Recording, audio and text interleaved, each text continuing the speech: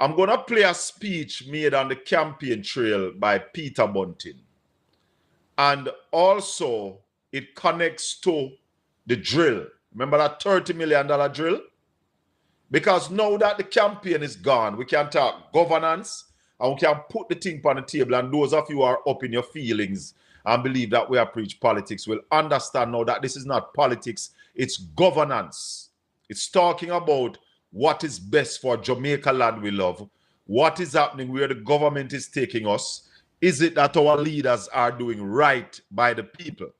Now, I'm going to play the clip from Peter Bunting, and then I'm going to play something from the press conference. In that debate, Senator Kamina Johnson-Smith warned Parliament, and I quote, "Failure to act risks FATF blacklisting." FATF stands for Financial Action Task Force. This is an international agency that if they graylist or worse blacklist Jamaica, pure problems for our financial system, pure problems for our economy. She said failure to act risks FATF blacklisting, which would cripple Jamaica's economy, jeopardizing businesses, government operations, and everyday citizens by branding us as a high-risk jurisdiction. End quote. So what we now find Donovan Williams confessing is that Meditech, a company linked to this sitting Jamaica Labour Party MP, is openly violating this law. Meditech's breaches would include failure to disclose beneficial owners, those holding 25% plus of the shares, ignoring the 14-day statutory deadline to update corporate records, and submitting incomplete, delayed disclosures to authorities.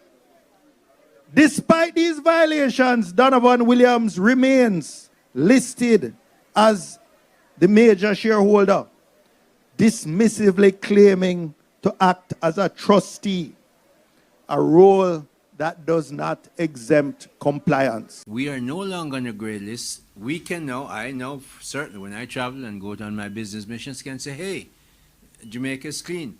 We couldn't, for instance, the EU couldn't send 10 European Union euros, to Jamaica because they weren't allowed to, because we were on the grey list.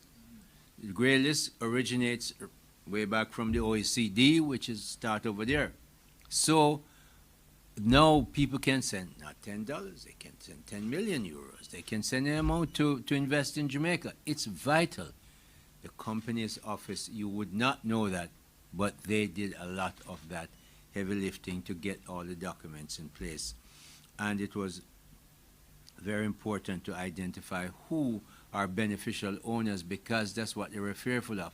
You have all kinds of strange people from strange countries that you don't have their names and you can't find them. Well, under our law, which we change, help working from here with the Minister of Finance through Parliament, make sure that beneficial owners must be identified, a vital part of doing business in the international arena. That credibility strengthens confidence in our economy. Jamaica completed this process in a single coordinated attempt from the 13-point FATF action plan in 2020 to FATF verification in 2024 to the EU delisting in July 2025 without the need for extensions or a second plan. It was better than that. That sounds good for any reader.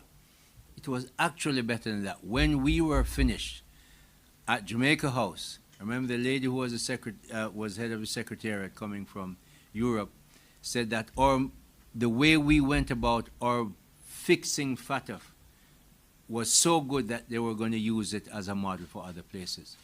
That's kudos to Jamaica.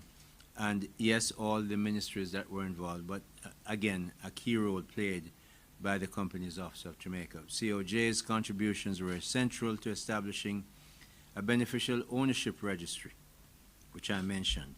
This trust is further reinforced by the foundations of our democracy.